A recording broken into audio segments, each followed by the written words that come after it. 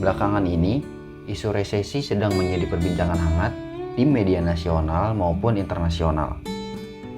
Ancaman resesi ini merupakan dampak dari COVID-19 yang melanda dunia.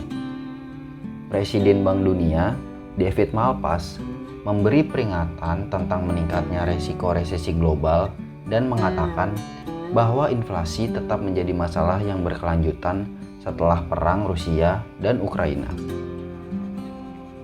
Ia juga mengatakan dunia akan mengalami perlambatan pertumbuhan, depresiasi mata uang, serta inflasi di beberapa negara berkembang.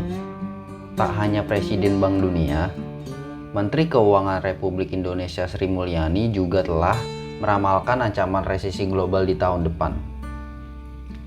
Resesi global berisiko membuat pertumbuhan global melambat dan meningkatnya harga kebutuhan.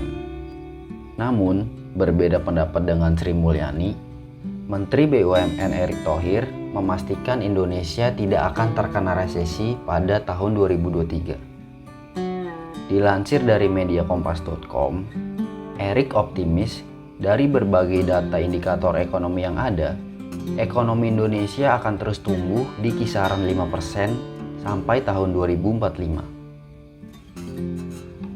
Indonesia juga akan memposisikan diri sebagai negara ekonomi terbesar di dunia. Menurut Erick, ada 4 fondasi yang akan menopang perekonomian Indonesia.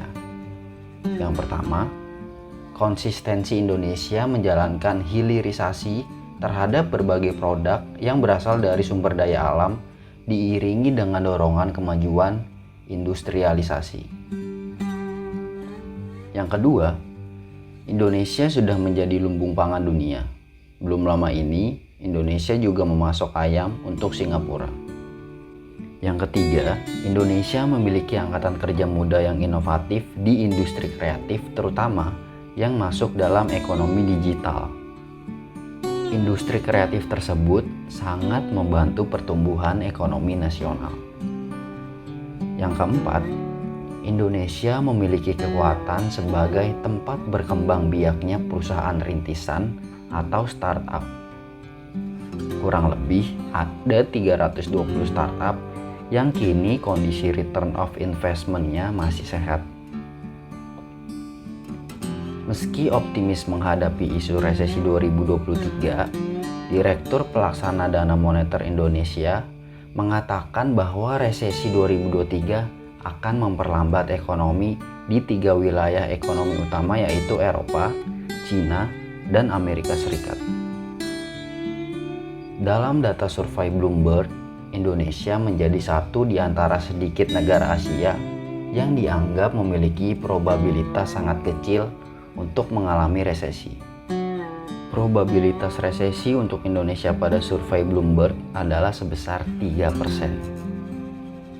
Berdasarkan data tadi, memang Indonesia memiliki peluang yang kecil untuk terkena resesi. Tapi, meskipun peluang resesi Indonesia lebih kecil, bukan berarti kita boleh merasa santai terhadap dampak dari potensi resesi tersebut.